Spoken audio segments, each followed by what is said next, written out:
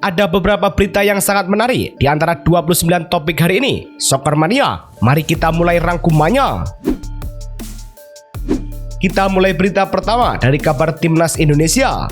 Timnas Indonesia dipastikan masuk grup berat di Piala Asia 2027 usai drawing di Riyadh. Garuda bergabung di grup F bersama raksasa Asia, Jepang, lalu juara bertahan Qatar, serta sesama wakil ASEAN, Thailand.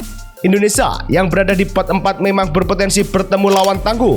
Namun hasil undian ini tetap terasa ekstrim. Piala Asia 2027 sendiri bakal digelar di Arab Saudi mulai 7 Januari sampai 5 Februari 2027. Bicara soal Qatar, tim junior mereka baru saja menekuk Garuda. Timnas Indonesia U17 tumbang 0-2 dari Qatar pada lanjutan grup B Piala Asia U17 bermain dalam laga krusial perebutan tiket fase berikutnya. Ayu Kunle Samuel Tukode membuka skor pada menit ke-57, disusul Diadin Larbi 9 menit berselang. Hasil ini membuat Indonesia turun ke posisi 3 klasemen grup B dengan 3 poin dan kalah selisih gol dari Qatar. Garuda Muda kini wajib mencuri hasil besar kontra Jepang di laga terakhir jika ingin mencegah mimpi lolos tetap hidup. Selain persaingan di Asia, Iran punya syarat khusus buat dunia. Federasi Sepak Bola Iran memastikan mereka tetap tampil di Piala Dunia 2026. Namun, sebelum berangkat, Iran lebih dulu mengajukan 10 permintaan kepada panitia turnamen.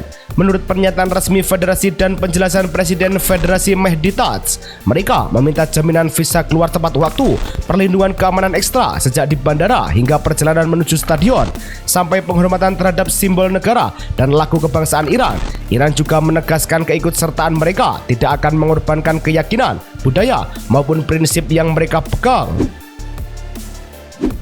Jika Iran fokus persyaratan, Brazil tetap fokus mengejar Carlo Ancelotti. Brazil tampaknya belum mau berpisah dengan Carlo Ancelotti. Menurut laporan O Globo, Federasi Sepak Bola Brazil sudah merampungkan detail kontrak baru sang pelatih hingga 2030. Tinggal tanda tangan Ancelotti sebelum pengumuman resmi dirilis. Menariknya, gaji pria Italia itu tetap di angka 10 juta euro per tahun. CBF jelas memasang harapan besar usai Piala Dunia 2026 nanti. Kini, pertanyaannya, apakah Ancelotti mampu membawa Selecao kembali berjaya seperti saat ia menaklukkan Eropa bersama klub-klub elit? Saat Brasil menatap masa depan, James Rodriguez justru mempertimbangkan perpisahan. Karir James Rodriguez tampaknya mulai mendekati garis akhir. Diario AS menyebut, gelandang Kolombia itu sudah memberitahu Minnesota United bahwa ia mempertimbangkan pensiun usai Piala Dunia 2026. Situasinya memang tak berjalan mulus di MLS. Dari 6 penampilan, James cuma 2 kali jadi starter tanpa gol maupun assist. Jurnalis Felipe Sierra juga menyebut klub memahami keputusan itu, meski sempat ada opsi perpanjangan kontrak 6 bulan. Jika benar terjadi, Piala Dunia nanti bisa jadi panggung terakhirnya. Nasib James berbanding terbalik dengan pesta gol di Inter Miami. Inter Miami tampil dominan saat menekuk Toronto FC 4-2 dalam lanjutan MLS di BMO Field. Rodrigo De Paul membuka pesta gol tim tamu di menit ke-45 plus 6. Luis Suarez mengadakan keunggulan menit ke-55. Sergio Reguilon cetak gol di menit ke-72. Messi lalu mencatatkan namanya di papan skor 2 menit berselang. Toronto sempat memperkecil ketertinggalan lewat brace Emilio Aristizabal. Kemenangan ini membawa Inter Miami naik ke posisi 2 wilayah timur dengan 22 poin, cuma terpaut 1 angka dari Nashville. Kemenangan Miami tersebut sekaligus menjadi momen rekor baru bagi Messi. Lionel Messi kembali bikin panggung MLS jadi miliknya. 1 gol dan 2 assist ia sumbangkan saat Inter Miami menaklukkan Toronto FC 4-2 di laga musim reguler. Menurut data MLS, Messi kini resmi jadi pemain tercepat yang mencapai 100 kontribusi gol. Ia hanya butuh 64 pertandingan untuk mencatat 59 gol dan 41 assist, melewati rekor Sebastian Giovinco yang sebelumnya memerlukan 95 laga. Musim ini, dari 13 penampilan, La Pulga sudah mengoleksi 10 gol plus 3 assist bersama Inter Miami. Dari rekor individu Messi, kita beralih ke sejarah Bodo Glimt. Setelah penantian panjang lebih dari 3 dekade, Bodo Glimt akhirnya kembali mengangkat Piala Norwegia. Final kontra SK Brand berjalan liar sejak menit awal. Skor 2-2 di waktu normal belum cukup menentukan pemenang. Lalu drama berlanjut di extra time hingga kedudukan berubah menjadi 3-3. Saat adu penalti dimulai, pemain Bodo Glimt menutup laga dengan kemenangan 4-2. Media Norwegia menyebut ini sebagai trofi Piala Norwegia ketiga klub sekaligus, yang pertama sejak 1993. Perayaan gelar juara pecah di Turki saat Galatasaray resmi juara. Galatasaray memastikan diri jadi juara Super League usai menaklukkan Antalya Sport 4-2 di Ramspar. Duel pekan penentu ini berjalan panas karena tim tamu sempat 2 kali unggul lewat Soner Dikmen, termasuk gol keduanya dari tendangan bebas. Galatasaray lalu bangkit lewat Mario Lemina, penalti Victor Osimhen, hingga gol penentu Osimhen pada menit ke-88 sebelum Kan Ayhan menutup pesta gol di injury time. Gelar ini jadi trofi Super League keempat beruntun untuk Galatasaray. Jim Bom Bom kini makin jauh meninggalkan para rival Istanbul dengan koleksi 26 gelar liga. Sementara Galatasaray berjaya, Aston Villa justru sibuk berekspansi ke Prancis. Menurut laporan The Athletic, pemilik Aston Villa lewat grup V-Sport makin dekat untuk mengambil alih klub Ligue 2 FC Annecy. Kerjasama keduanya sebenarnya sudah berjalan, terutama soal pengembangan pemain muda. 2 nama akademi Villa, Tristan Rowe dan Travis Peterson, bahkan lebih dulu dipinjamkan ke Annecy. Jika akuisisi rampung, Villa disebut ingin mengirim lebih banyak talenta muda ke Prancis, memperbaiki fasilitas latihan, sampai merenovasi Paris des Sports. Bergeser ke Jerman, Augsburg sukses tampil perkasa di kandang sendiri. FC Augsburg tampil dominan saat menekuk Borussia Mönchengladbach 3-1 pada pekan ke-33 Bundesliga. Michael Gregoritsch jadi bintang kemenangan tuan rumah lewat brace pada menit ke-24 dan 73. Sementara Robin Velhor ikut berpesta dengan gol di menit ke-42. Giovanni Reina memperkecil skor di injury time, membuat Die Vohland pulang tanpa poin. Hasil ini membuat Gladbach tertahan di posisi ke-11 dengan 35 poin, sedangkan Augsburg naik percaya diri di papan tengah dengan koleksi 43 angka. Di laga lainnya, Bayern Munchen tetap kokoh berkat aksi Olis. Bayern Munchen menang susah payah 1-0 saat bertamu ke Volkswagen Arena dalam lanjutan Bundesliga. Michael Olis jadi penentu kemenangan di Rutten lewat golnya pada menit ke-56. Sementara Harry Kane gagal memaksimalkan penalti di babak pertama. Tambahan 3 poin membuat Bayern kukuh di puncak klasemen dengan 86 poin dari 33 pertandingan. Sebaliknya, Wolfsburg makin terjepit di zona merah dan kini cuma unggul selisih poin tipis dari persaingnya di bawah. Skor tipis serupa juga membawa Juventus mengamankan 3 poin. Juventus pulang dengan 3 poin penting usai menekuk Lecce 1-0 dalam lanjutan Liga Italia di Villa del Mare. Dusan Vlahovic jadi penentu lewat gol cepatnya di menit pertama yang langsung membuat Bianconeri unggul. Hasil ini mengangkat Juventus ke posisi 3 klasemen dengan 68 poin dan menjaga kans finish 4 besar tetap terbuka. Sedangkan Lecce tertahan di posisi 17 dengan 32 poin. Berbeda dengan Juve, Inter Milan justru menang telak di Olimpico. Inter Milan bertamu ke Stadion Olimpico pada pekan lanjutan Liga Italia. Nerazzurri tampil dominan dan menghajar Lazio 3-0. Lautaro Martinez membuka pesta gol cepat pada menit ke-6. Lalu Petar Sujic mengadakan keunggulan di menit ke-39. Hendrik Mkhitaryan kemudian menutup kemenangan Inter lewat gol di menit ke-76. Tambahan 3 poin membuat Inter kukuh di puncak klasemen dengan 85 angka. Sedangkan Lazio tertahan di posisi ke-8 dengan 51 poin. Kemenangan telak Inter tersebut membuktikan betapa krusialnya peran Lautaro. Lautaro Martinez bukan cuma tajam di depan gawang, tapi juga piawai membuka ruang buat rekan setimnya. Data dari Opta menunjukkan Kapten Inter Milan sudah mencatat 17 laga Serie A dengan kombinasi gol dan assist sejak datang ke Italia pada musim 2018-2019. Jumlah itu jadi yang terbanyak dibanding pemain lain di periode yang sama. Ia bahkan melewati Romelu Lukaku dan Ciro Immobile yang sama-sama mengoleksi 15 pertandingan. Bicara penyerang, Eng Xuan Boni kini resmi membela Pantai Gading. Eng Xuan Boni akhirnya resmi berganti kewarganegaraan sepak bola dari Prancis ke Pantai Gading. FIFA sudah memberi lampu hijau. Jadi striker Inter Milan itu kini bisa tampil bersama tim Afrika tersebut di Piala Dunia nanti. Boni sebelumnya sempat membela Prancis hingga level U21, namun memilih negara asal keluarganya untuk karir senior.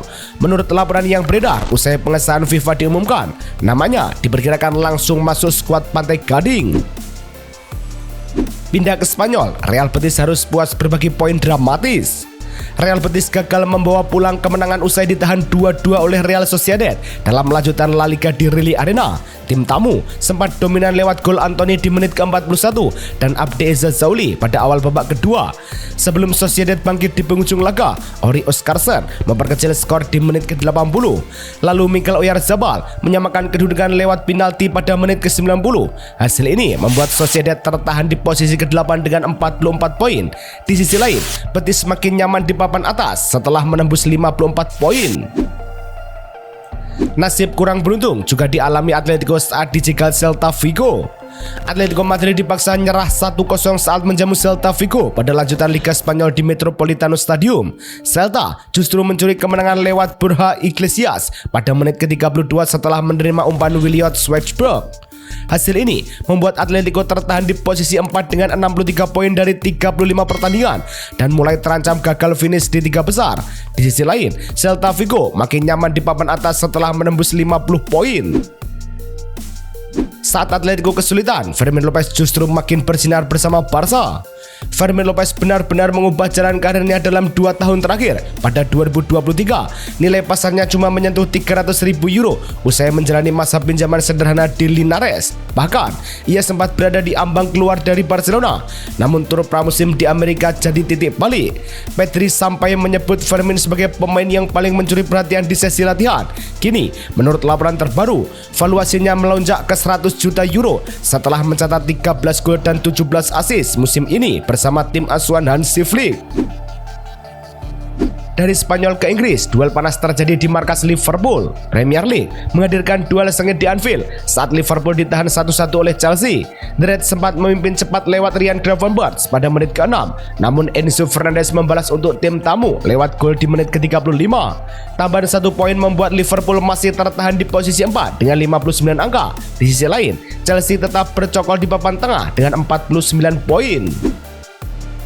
Hasil imbang tersebut ternyata menjadi angin segar bagi skuad Chelsea. Chelsea akhirnya keluar dari lubang setelah 6 laga Premier League tanpa poin. Uniknya, momen itu justru datang saat mereka bertamu ke Anfield. The Blues menahan Liverpool 1-1 dan memutus rangkaian kekalahan dari Newcastle, Everton, Manchester City, Manchester United, Brighton, sampai Nottingham Forest. Data dari Squawka memperlihatkan betapa suram periode Chelsea sebelum laga ini.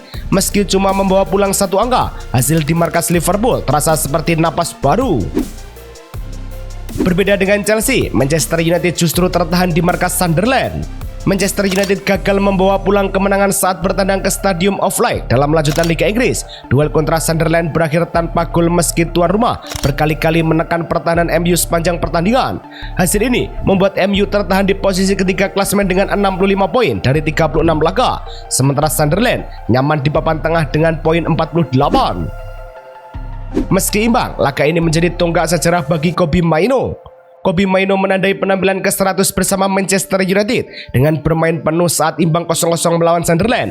Gelandang yang baru berusia 21 tahun bulan lalu itu terus menunjukkan betapa cepat karirnya melesat sejak debut pada Januari 2023 di ajang Carabao Cup. Sempat kehilangan tempat pada akhir era Ruben Amorim, Mainoo kini jadi andalan utama di bawah Michael Carrick. Menurut laporan klub, ia sudah jadi starter dalam 15 dari 16 pertandingan terakhir, bahkan baru saja memperpanjang kontrak. Selain Mainoo, ketangguhan Sean Lamens juga patut mendapat acungan jempol. Sean Lamens benar-benar bikin Sunderland frustasi saat Manchester United menjaga clean sheet di Premier League. Kiper muda itu tercatat menggagalkan peluang senilai 2,05 expected goals on target. Menurut data Squawka, angka itu jadi yang terbaik kedua untuk kiper MU dalam 10 musim terakhir saat nirbobol. Hanya Andre Onana yang pernah lebih tinggi lewat catatan 2,17 kontra Liverpool pada 2023. Sepanjang laga, Lamens tampil sigap membaca arah bola dan beberapa kali menepis peluang berbahaya Sunderland. Penampilannya jadi salah satu alasan MU pulang dengan senyum lebar. Saat MU tertahan, Manchester City justru tampil galak melibas Brentford. Manchester City tampil dominan saat membekuk Brentford 3-0 pada pekan ke-36 Premier League di Etihad Stadium. Pasukan Pep Guardiola mulai berpesta lewat gol Jeremy Doku menit ke-60, disusul Erling Haaland pada menit ke-74. Lalu, Omar Marmos yang menutup kemenangan di injury time. Tambahan 3 poin membuat City kini mengoleksi 74 angka dan terus menempel Arsenal. Sementara Brentford nyaman di papan tengah dengan 51 poin. Kemenangan City ini makin memperkuat keangkeran Stadion Etihad musim ini.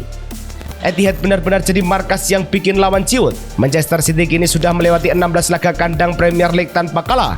Catat 13 kemenangan dan cuma 3 kali seri. Data dari Squawka menunjukkan rentetan itu dipenuhi pesta gol karena pasukan Pep Guardiola sanggup bikin minimal 2 gol dalam 14 pertandingan. Sejak satu-satunya kekalahan kandang musim ini, Erling Haaland dan kolega seperti mengubah Etihad jadi benteng yang sulit disentuh siapapun. Ketangguhan City di Etihad tentu tak lepas dari kontribusi Haaland. Erling Haaland kembali menunjukkan kalau dirinya bukan sekedar finisher. Menurut catatan Squawka, striker Manchester City itu jadi pemain pertama yang mampu mencetak gol sekaligus assist dalam 5 laga berbeda di Premier League musim ini.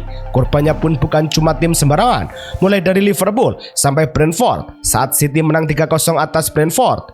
Haaland lagi-lagi bikin gol dan assist. Total, bomber Norwegia itu kini sudah mengoleksi 34 kontribusi gol di liga musim ini. Penutupan hari ini, Chelsea kini dikabarkan serius membidik Xabi Alonso. Chelsea mulai mengerucutkan pencarian pelatih baru mereka. Nama Xabi Alonso kini disebut jadi pilihan paling depan untuk duduk di kursi panas Stamford Bridge. Laporan Daily Mail menyebut, Xabi sejak awal memang sudah masuk daftar bersama Marco Silva dan Andoni Iraola. Bedanya, Alonso sekarang dianggap paling cocok dengan arah proyek klub London tersebut. Meski begitu, Chelsea belum tentu mendapat jalan mulus. Alonso kabarnya masih menimbang masa depannya, apalagi peluang kembali ke Liverpool bisa saja terbuka dalam waktu dekat. Itulah 29 info paling hangat hari ini. Kalau kalian suka jangan lupa share ke Soccer Mania lainnya. Saya pamit, sampai jumpa di video selanjutnya.